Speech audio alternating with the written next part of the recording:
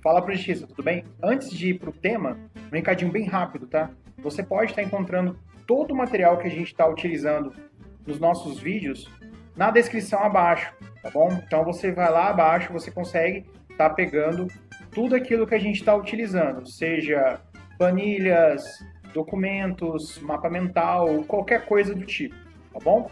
A gente já fez isso para que você tenha o único trabalho de prestar atenção nos nossos temas, tá bom? É isso, bons estudos. Planilhas, documentos, mapa mental, qualquer coisa do tipo, tá bom? A gente já fez isso para que você tenha o único trabalho de prestar atenção nos nossos temas, tá bom? É isso, bons estudos. E aí, pessoal, hoje eu vou estar conversando com vocês um assunto bem legal. Foi até uma pessoa bem especial que pediu para eu fazer esse assunto, que é o seguinte: o que fazer depois de formado, né? Dou aula faz algum tempo, dou aula para alguns alunos, até mesmo professores, né?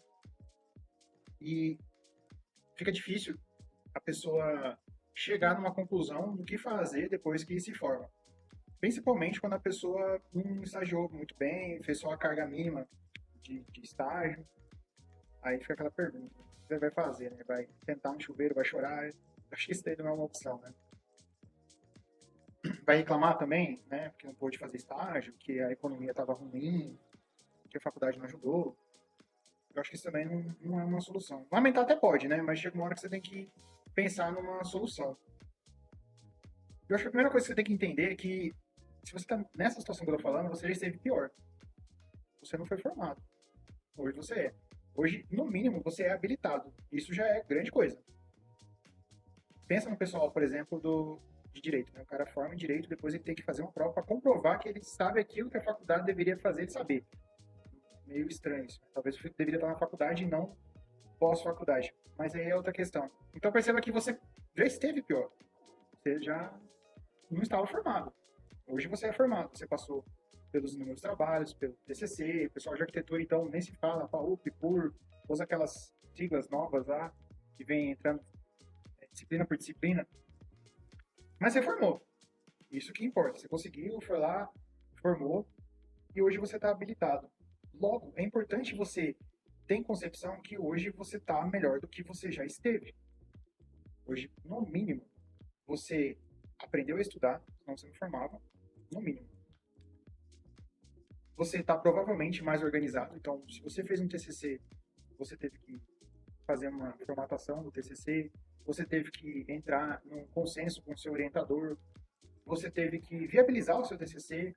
Se você vai fazer no laboratório, por exemplo, você vai precisar usar os equipamentos, esse equipamento pode estar ocupado em determinado horário, você teve que fazer ali a social com a pessoa responsável do laboratório para te auxiliar, maquete também, visita em obra, principalmente visita em obra, pô, você mobilizou aí engenheiro, você mobilizou técnico de segurança do trabalho, empreiteiro para conseguir coletar dados. Então, olha o trampo que você fez.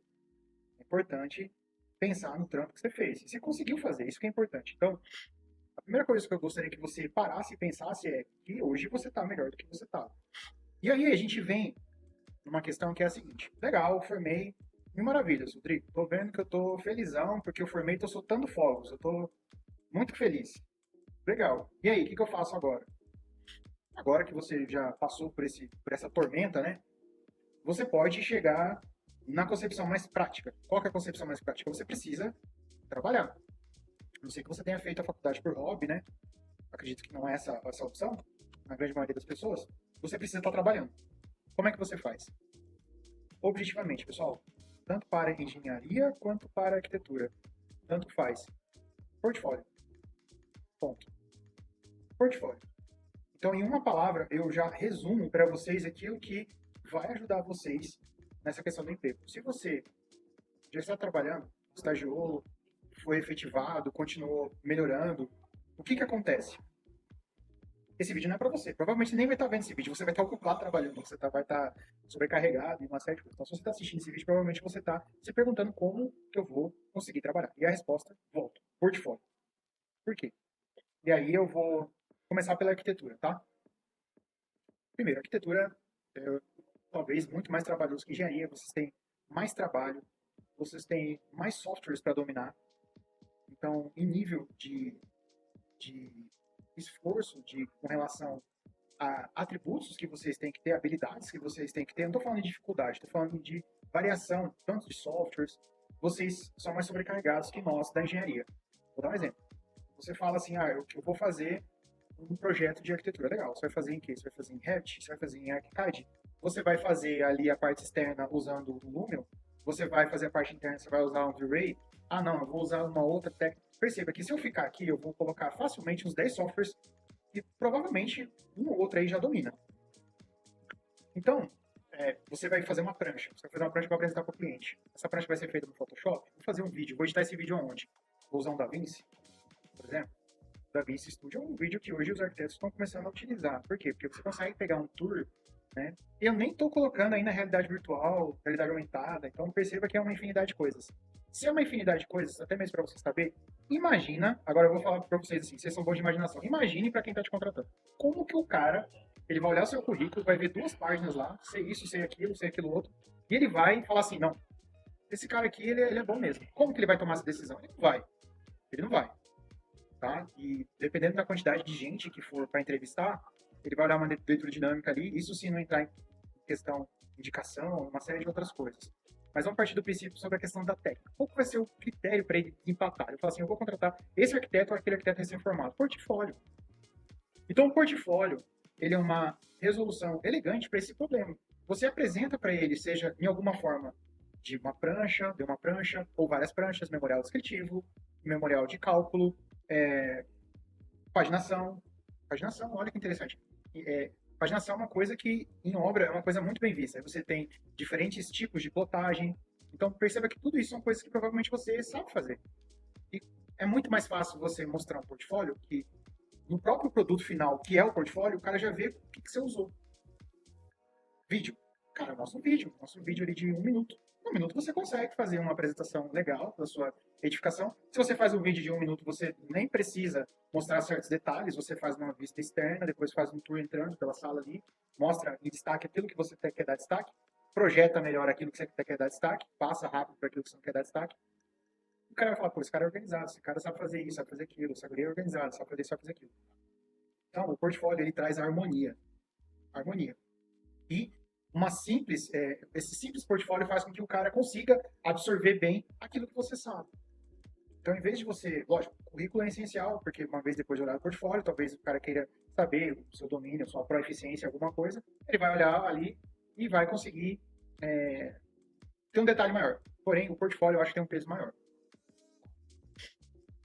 Para o pessoal de engenharia. Aí o pessoal de engenharia vem falando, pô, mas eu não tive isso, eu não tive trabalho na faculdade, eu não tive que entregar os trabalhos de arquitetura, eu só sei fazer conta, eu saí da faculdade de matemática, a faculdade não me ensinou nada, na prática é melhor, teoria... Aí eu te pergunto, cara, eu sou engenheiro também, formei, por que você fez engenharia então?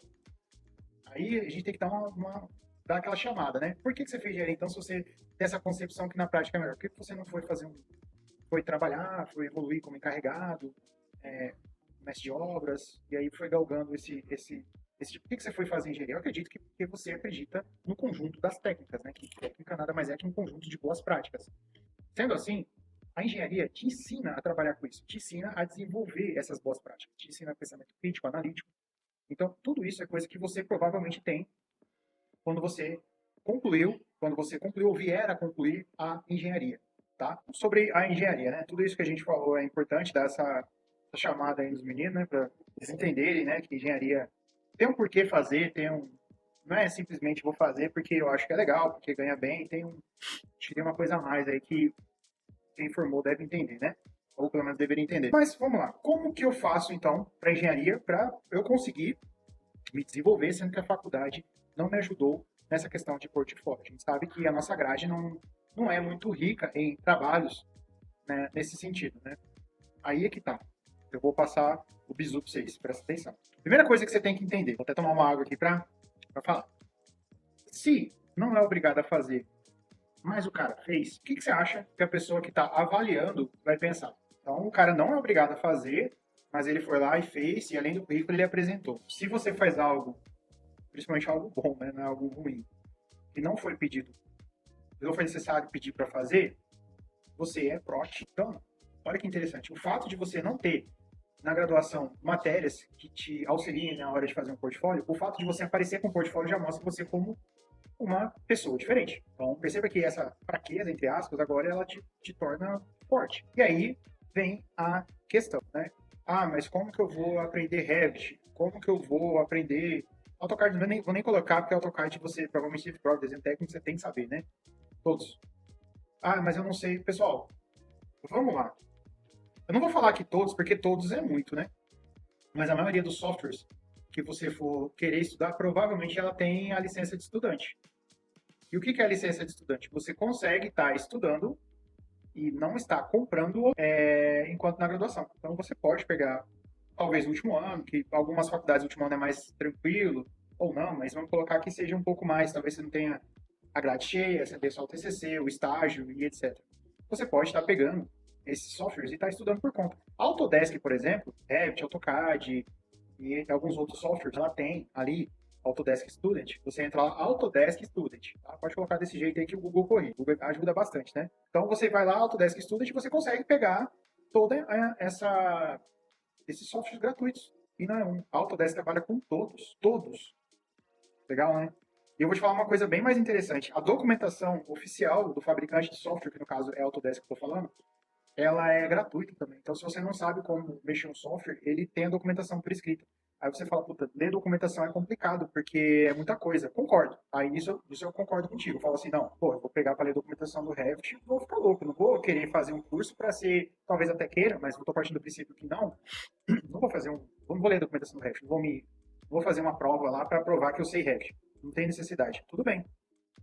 No YouTube você encontra a maioria dos software cursos do tipo 20 aulas, 30 aulas, 40 aulas, 50 aulas, 100 aulas, mais de 100 aulas gratuito. Tem cara que tem um curso lá, eu tenho um cara que eu acompanho, na verdade ele virou até presidente da CEBIM, até vou dar os créditos para ele, porque é um trabalho que eu já anteriormente era um trabalho excepcional.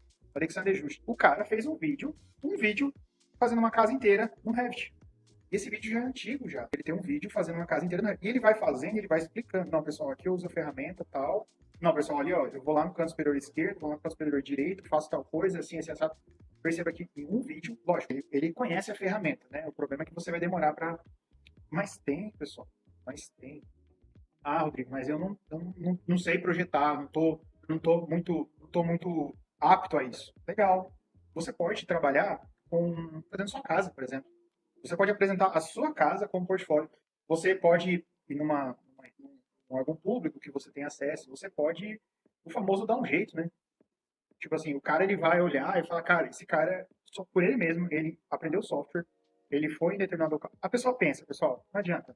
Pode ser rápido, né? Não vou nem usar o termo inconsciente, que esse termo já nem está em desuso, mas ele fala, cara, esse cara é diferente. Ele, no mínimo, vai pensar, esse cara é diferente. E prova disso é que uma das últimas contratações que eu fiz numa empresa que eu trabalhei, o dono chegou assim e falou, Rodrigo, contrato. Eu nunca tinha contratado, eu falei, puta merda, ferrou, né?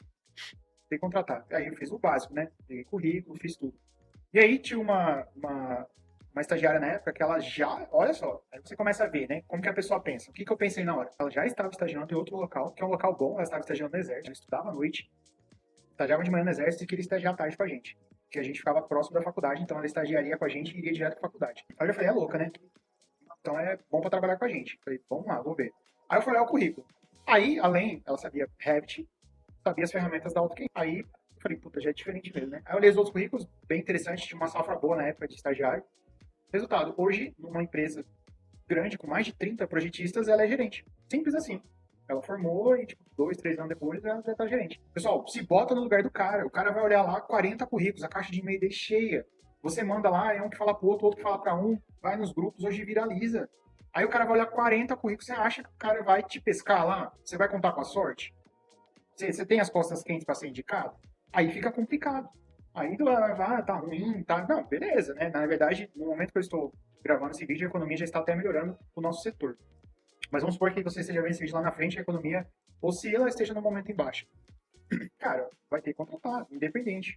Pode contratar menos ou mais, mas vai ter que contratar. E que você faça com que você não precise contar com a sorte. Essa que é a ideia. É isso que eu estou tentando passar para vocês. Então, portfólio é uma coisa que ajuda muito na hora de contratar, seja para arquitetura, seja para engenharia. Uma outra coisa também. Na hora de passar para a diretoria, o gerente se sente muito mais tranquilo. Porque ele pode jogar o peso para a diretoria. Olha que interessante. Você pode falar assim, ó, escolher essa pessoa, mas por quê? Aí você fala assim, olha, ela fez isso e os outros fizeram isso. Dá para a diretoria lá uns 4 portfólios, 5 portfólios. A diretoria vai olhar os portfólios e falar assim, ah, eu quero esse aqui. Perceba que agora quem tomou a decisão foi a diretoria. Para a gerência fica muito mais fácil. Muito mais fácil.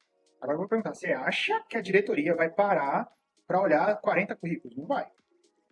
Então, até mesmo para quem tem pouco tempo para tomar decisão, ou mesmo para quem não tem tanta técnica assim, vamos colocar que tem um diretor que não seja da área, seja talvez, sei lá, de administração, alguma outra área gerencia a parte técnica, né? E os gerentes sejam técnicos, por exemplo. O portfólio ele fala com todos. Isso é interessante. O portfólio ele fala com todos. O portfólio bem feito, ele comunica com quem é técnico, com quem não é técnico. Quem é técnico vai entender a dificuldade de fazer aquilo. Quem não é técnico, pela harmonia, vai comunicar com ele também. Então ajuda todos. Então eu não vejo o melhor cenário para comunicar e conseguir um emprego senão o portfólio. E aí a gente entra num tema bem complicado, né? Que é a questão pós. Qual pós eu devo fazer? Como é que funciona? O que está em alta? Pessoal, a primeira coisa que vocês têm que pensar é o seguinte: vocês já estudaram no mínimo, a não ser que você consiga puxar matéria, né? Caso raro, mas no mínimo 5 anos. Uma média da engenharia é 7 anos, né? A média de engenharia para formar é 7. Então vamos colocar aí 6 anos, sendo bem conservador. Colocando greve, colocando DP, aquelas coisas todas, né? Aí beleza, eu dou 6 anos para formar aí na faculdade. Aí você fala assim, não, 6 anos, agora eu vou meter uma pós. Pá, mete uma pós, é mais 2 anos. Beleza, fui aí para 8 anos estudando. Aí você fica 8 anos estudando, e você fala, agora vai. Agora eu tô bichão, agora vai. Aí você começa a trabalhar naquela área que você estudou tanto, se aprofundou, e aí você vê que, tipo, fala, cara, não é isso aí. Não é tão legal quanto eu achava que era. Aí, o que que vem? Vem em você a frustração. Qual frustração? Primeiro, pós se você não entrar no mestrado público ou alguma coisa assim, e você vai ter uma conta a pagar, né? Se a gente não está falando de alguém que seja bastardo, você vai ter que pagar essa conta. Primeira coisa. Talvez você esperasse pagar com o trabalho, mas agora você vai ter que pagar com o trabalho que você viu que não é aquilo que você esperava que fosse, né? E aí, segundo lugar, é a questão da insatisfação. Tipo assim, eu estudo, me esforço e não vem. E aí tem um outro parceiro ali, um outro colega de turma que só fez mal ali e se dá bem. E vem aquele sentimento do tipo, por que eu tô estudando tanto? Por que eu tô me matando tanto e não tá vindo as coisas? E vem, não adianta falar que não, porque vem. Você estudou, cara, é quase uma década, né? Então, qual que é a minha sugestão antes de pensar qual pós fazer, o que vai acontecer? Primeiro, devo fazer pós? É a primeira pergunta que você deve se fazer. Se você pensa assim, eu acho que eu vou fazer essa porque tá na moda. Agora tá na moda o BIM, eu vou fazer sobre BIM e tudo certo, e vai dar bom fazer sobre BIM. Aí o cara vai lá e faz sobre BIM. Beleza. Aí vai trabalhar, aí ele tem bastante dificuldade com ferramenta computacional, ele tem bastante dificuldade com organizar lógica lá, talvez ele seja muito bom em modelagem, usava lá SketchUp, que era uma beleza, e aí ele entra no BIM e vê que não é bem assim, né? E, na realidade, o que vale mais não é a modelagem, seria a informação. Então, o que eu sugiro para ser prático agora com a resolução desse problema, qual pós eu devo fazer? Primeiro, trabalho. Qual que é o melhor cenário? Se você está assistindo esse vídeo e você está fazendo faculdade, trabalha e faça faculdade. Faça estágio voluntário, dá um jeito, trabalha. Se você formou e está assistindo esse vídeo, trabalha. E aí o que vai acontecer? Vai acontecer o que aconteceu com os melhores profissionais que eu conheço. Eles trabalham na área, exercem a profissão, e aí eles vão fazer pós daquilo que eles trabalham. Olha que interessante, na pós, eles já até conseguem sugar mais do professor.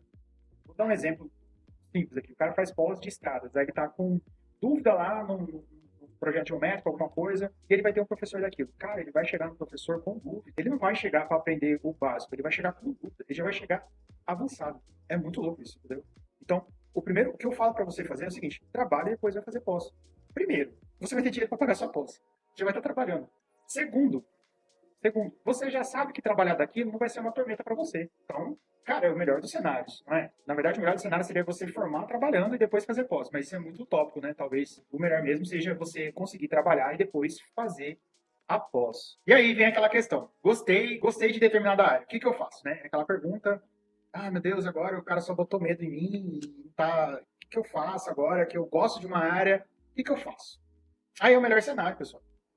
Você trabalha na área, você está estagiando, tá tudo é aquilo, entendeu? Você fala, cara, eu gosto de trabalhar nisso, eu gosto de estudar disso, e à noite, quando eu tô livre, eu ainda leio uns artigos lá que uns malucos postam lá e eu curto. Cara, é simples. Vai de cabeça. Não tem o que fazer. Se você gosta daquilo, é o melhor cenário, vai de cabeça. Entendeu? Estuda sobre aquilo, é imersão, né? E aí é o básico, né?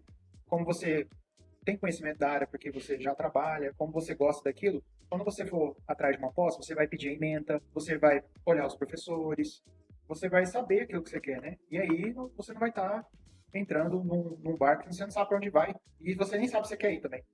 Então você vai saber exatamente o que quer, como que você quer, se vai te servir ou não, o quão difícil vai ser, o quão difícil vai ser para pagar, você vai saber tudo, porque você já está na área, né? Até remuneração também é importante, óbvio, né? Como eu falei aqui, ninguém está aqui para, acredito que ninguém seja aqui para filantropia, né? Então você vai saber de tudo. Então vá de cabeça. Eu só tenho uma observação a fazer, tá? A observação que eu tenho para fazer para vocês é a seguinte: antes de aplicações, aplicativos, softwares, sistemas, a parte técnica, hard skill, antes de tudo isso, entenda primeiro conceito e método. Por quê? Ferramenta computacional muda e evolui com bastante passos largos, digamos assim. Eu trabalhei com Revit 2014, 14, 15, 16, 17, 19, a gente está em 2023 e ainda usa o Revit. E mudou muito. Só que o conceito dele é o mesmo. Ele é BIM. Então, se é BIM, eu tenho um modelo da construção, building da construção, e o I da informação, Building Information Modeling. Porém, o mais importante do Revit é a informação. E não adianta o que quer que falem. É a informação. Vou fazer um desafio para vocês. Eu vou provar que é informação. Logo de cara, é um desafio bem, bem legal. Eu vou chegar para você e falar assim: modela, o que você vai fazer? Provavelmente, você vai me perguntar o quê? Esse o quê já é informação. Já é informação. Eu tenho toda uma tabela de componentes e etc., que ela é pautada nisso. Então, eu tenho uma regra de parede, tenho regra de uma tabela de porta, de janela. Eu tenho diferentes componentes, eu tenho diferentes formas de classificação. Classificação. Classificação é informação. Então, olha que interessante. Por mais que as ferramentas BIM evoluam, qual que é o trabalho que eu tenho que ter? Um trabalho de reciclagem. Então, se eu parar de usar o Revit, por exemplo, não vou usar o Revit agora, 2023, vou voltar a usar o Revit só em 2030, se tiver ainda, se não tiver outro. Legal, eu vou olhar uns vídeos lá no YouTube, vou achar um moleque lá novo me ensinando, um gurizinho, ou como o pessoal gosta de brincar, vou achar um indiano aí que sabe de tudo, porque esses bichos são diferenciados mesmo. Acabou. Dá 2, 3 semanas, quiçá um mês, eu sei a ferramenta. Por quê? Porque o conceito é o mesmo, a metodologia é o mesmo, o método é o mesmo. Então, o que é mais importante para vocês é o método. Eu tenho um dos meus melhores amigos é um engenheiro calculista. Ele gosta de calcular tudo. Ele é muito bom em metálica, concreto armado, projeta silo. Quer deixar de pé, chama o cara. Ele aprendeu um software agora e ele falou, cara, é super simples o software. Aí eu falei, ah, legal, né? Você trabalha com isso há mais de 10 anos. É lógico que vai ser simples. Porque ele sabe conceito, ele sabe analisar os diagramas, ele sabe gerar o carregamento, ou os esforços, ele sabe carregar para analisar os esforços. Ele sabe fazer tudo. Então, para ele, o que vai mudar é botão. Ele vai falar, onde é que eu acho isso? Mas ele sabe o que ele quer achar. Ele sabe o isso, entendeu? Quando você vai na ferramenta computacional apenas, não estou falando que ela não é importante, tá? Longe disso. Eu sou um cara que gosta de programação, gosta de engenharia, então eu gosto de tecnologia. Mas somente a tecnologia não te segura, beleza? Então, a observação que eu tenho para te dar com relação a isso, gostou de uma área? Primeiro, técnica ou método, que quer que seja, ou metodologia também, conhecimento, né? Sobre aquela disciplina específica. Então, conhecimento sobre aquela disciplina específica e software. Quando você une os dois, aí você vai virar bichão mesmo. Tem que fazer, é brabo. Mas eu preciso falar isso. Por quê? Senão, você vai virar modelador. E modelador para modelador, eu pego um estagiário. Quanto que custa a sua hora? Quanto que custa o estagiário? Isso é a cabeça, isso eu tô falando na cabeça de um gerente. Se eu preciso de alguém para modelar que não sabe o conceito, eu vou pegar um estagiário. Não tem cargo, não tem vínculo trabalhista, não tem nada. Não quero esse cara mais. No outro mês ele trabalha mais, pega o outro. Então perceba que, agora, quando você sabe método, sabe conceito, você já se torna um mão de obra valiosa. É isso que eu tô querendo dizer para vocês. Tá? Então, tendo esse bate-papo aí, tendo esse puxão de orelha do pessoal da engenharia, principalmente, né? Eu não vejo esse tipo de reclamação do pessoal da arquitetura, né? Até porque eles são mais apaixonados até pelo que fazem, né? Eles têm a edificação como sendo parte deles e ter um pé na arte também. Principalmente o pessoal da engenharia, é importante vocês terem toda essa noção que a gente acabou de conversar, tá bem? Então, espero ter ajudado vocês. Se vocês tiverem alguma dúvida, entra nas mídias sociais aí, a gente responde quando der, manda um direct lá no Instagram. A gente está aqui para ajudar, tá? A gente não está aqui para ficar empurrando software para vocês, não. Não é esse o intuito, certo? Muito obrigado e bons projetos.